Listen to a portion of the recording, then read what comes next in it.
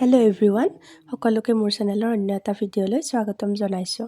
যিকোনো উৎসৱ পাৰ্বণতে চাহৰ লগত মিঠাইটো অবিচ্ছেদ্য অংগ নহয়নে? আহকচোন আজি আমি হোটেলৰ দৰে লালমোহন ঘৰত কেনেকৈ বনাই চাওঁ। তাৰ বাবে মিডিয়াম চাইজৰ বাটি এটাত এবাটি ময়দা লৈছোঁ, আধা কাপ চুজি লৈছোঁ, আধা চামুচ বেকিং পাউডাৰ, অকণমান ছ'ডা লৈছোঁ আৰু অকণমান নিমখ লৈছোঁ পৰিমাণ অনুযায়ী।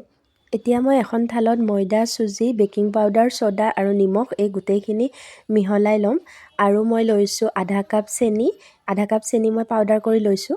গোটেইখিনি ভালদৰে সানি লোৱাৰ পিছত মই ইয়াতে অলপ পৰিমাণ অনুযায়ী ৰিফাইন তেল দিছোঁ। ৰিফাইন তেলৰ পৰিমাণটো অকণমান বেছিকৈ দিছোঁ আৰু ইয়াতে দিছোঁ মই ঘিউ 1 চামুচ।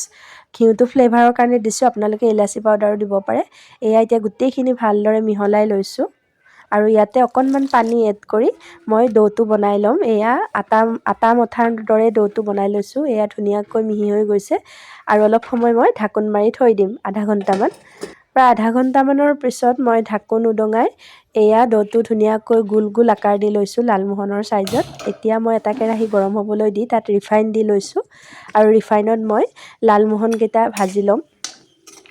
এয়া অকণমান ৰঙচুৱা হওঁতেই কাঢ়ি থৈছোঁ, বেছি ভাজিব নালাগে। আৰু এফালে মই চেনি পানী ৰেডি কৰি লৈছিলোঁ। 1 কাপ পানীত আধা কাপ চেনি দি মই চেনি পানীখিনি ৰেডি কৰি লৈছিলোঁ। তাতে ইলাচি 2টা থেতেলিয়াই দিছোঁ আৰু এয়া মোৰ লালমোহন ৰেডি হৈ গ'ল। দেখাত বাৰু লাগিছেনে বজাৰৰ মিঠাইৰ দৰে?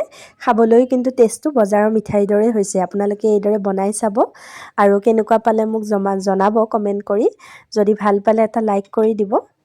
আকৌ লগ পাম অন্য এটা ৰেচিপিৰ সৈতে। আজিলৈ বাই বাই।